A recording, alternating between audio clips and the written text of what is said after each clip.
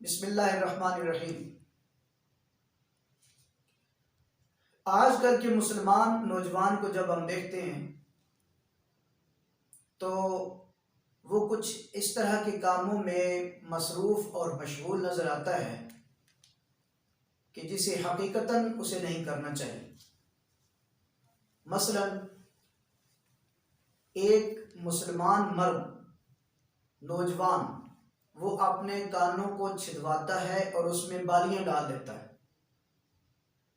اور اسی طرح وہ اپنے ہاتھ میں کنگن چاہے چاندی کے ہوں یا سونے کے ہوں وہ ڈال لیتا ہے، یا اسی طرح وہ اپنے ہاتھ میں کالا دھاگا یا کسی اور رنگ کا دھاگا باندھ لیتا ہے۔ تو کانوں کے اندر بالیاں ڈالنا اور اسی طرح سے ہاتھ میں کنگن ڈالنا یا اسی طرح سے ایسے کپڑے پہننا جو عورتوں کے مشابہ ہوں تو یہ بالکل بھی جائز نہیں ہے، ایک مرد کے لیے بھی جائز نہیں ہے اور ایک خواجہ سرا کے لیے بھی یہ جائز نہیں ہے۔ نبی مہربان صلی اللہ علیہ وسلم نے ارشاد فرمایا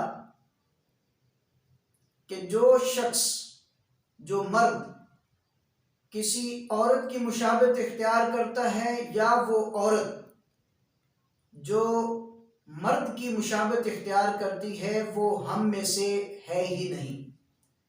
گویا آپ صلی اللہ علیہ وسلم نے اسے اپنی امت سے نکالنے کا حکم دیا ہے، اور وہ اللہ کے نبی صلی اللہ علیہ وسلم کے دراصل بتلائے ہوئے راستے پر نہیں چل رہا۔ اس لیے کانوں کو چھدوا کر اس میں بالیاں ڈالنا یا اسی طریقے سے ہاتھ میں کنگن پہننا، کڑا پہننا، ہاتھ میں کالے رنگ کا اسی طرح ریڈ کلر کا دھاگا باندھنا یہ بالکل بھی درست نہیں ہے، اسے مکمل طور پر اوائڈ کرنا چاہیے۔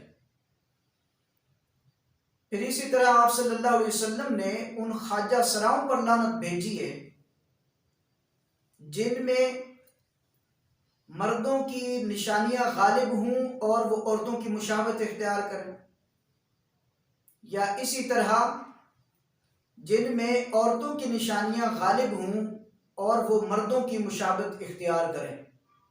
تو جب خواجہ سراؤں کو یہ اجازت نہیں ہے تو عام مسلمان مردوں کو، نوجوانوں کو یہ اجازت کیسے ہو سکتی؟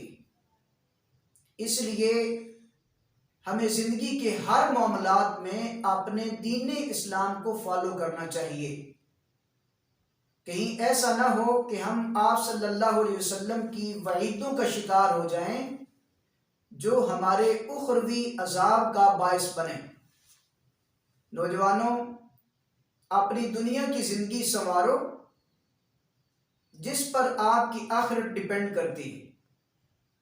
تو اگر دنیا کی زندگی سنور گئی، اخروی زندگی آٹومیٹیکلی سنور جائے گی۔